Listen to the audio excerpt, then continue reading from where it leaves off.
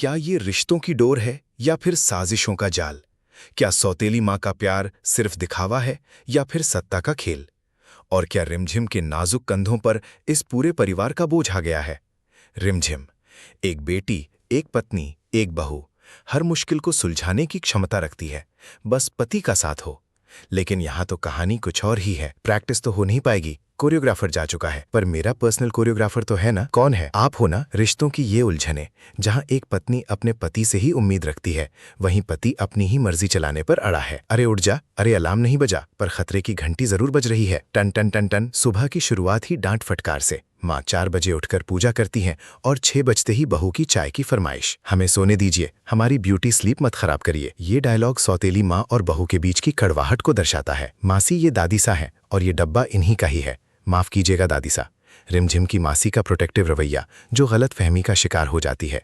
दादी सा, जिनका गुस्सा और नाराजगी साफ झलकती है। समझदार, समझदार तो होगी ही, तभी तो मेरी बेटी का घर बर्बाद किया इसने।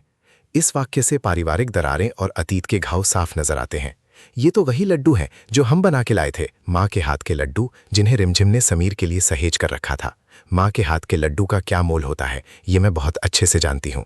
ये वाक्य रिमझिम के इमोशनल इंटेलिजेंस को उजागर करता है। दे दिया, आप जानते हो ना हम मीठे में कुछ नहीं खाएंगे। समीर का अपनी डाइट को लेकर सख्त रुख, लेकिन रिमझिम का जिद्दीपन। जब नेक्स्ट टाइम हम लोग डाइट चीट करेंगे तो पक्का।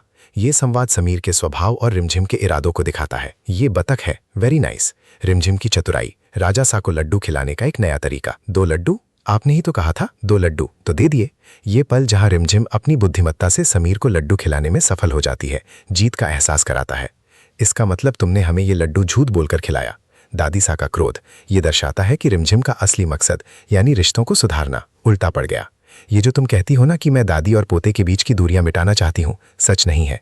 दादी सा का रिमझिम पर अविश्वास उनके दिल में बसी कड़वाहट को दिखाता है। ये लड़की रिमझिम बहुत जिद्दी है, जब जिद पे उतर आती है तो नामुमकिन को भी मुमकिन कर देती है।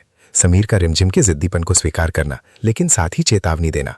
गुस्सा हमारी ताकत है, कमजोरी नहीं। समीर का ये कथन उसके व्यक्तित्व का एक अहम हिस्सा है। ये देखिए, हमने खुद बनाई अपने हाथों से कागज की नाव। रिमझिम की मासूमियत और बचपन की यादें, समीर के गुस्से को शांत करने का प्रयास। मैं भी जंग लड़ूंगी। ये खेल जहां समीर के बचपन की यादें ताज़ा होती हैं, रिश्तों में थोड़ी नरमी लाती है।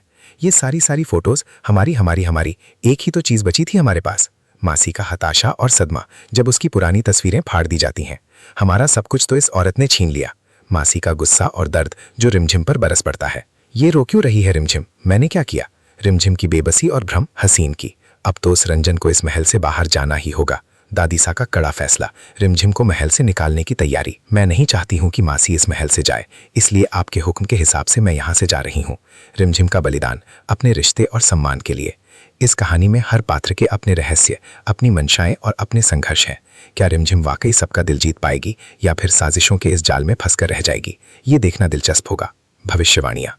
1. रिमझिम की वापसी। रिमझिम का महल छोड़ना अस्थायी हो सकता है, वह किसी बड़ी योजना के साथ वापसी कर सकती है। 2. समीर का बदलाव। समीर धीरे धीरे रिमझिम के प्रति नर्म हो सकता है, खासकर जब उसे उसके सच्चे इरादों का पता चलेगा। 3. दादी सा का पश्चाताप। हो सकता है कि दादी सा को अपनी गलती का एहसास हो, खासकर जब वे रिमझिम के बलिदान को देखें। 4. मासी का पर्दाफाश। मासी के काले कारनामों का पर्दाफाश होने की भी संभावना है, जिससे परिवार के रिश्तों में और दरार आ सकती है। 5. प्रताप का दांव। प्रताप अपने अगले दांव में और भी बड़ी चाल चल सकता है, जिससे कहानी में और भी मोड़ आ सकते हैं।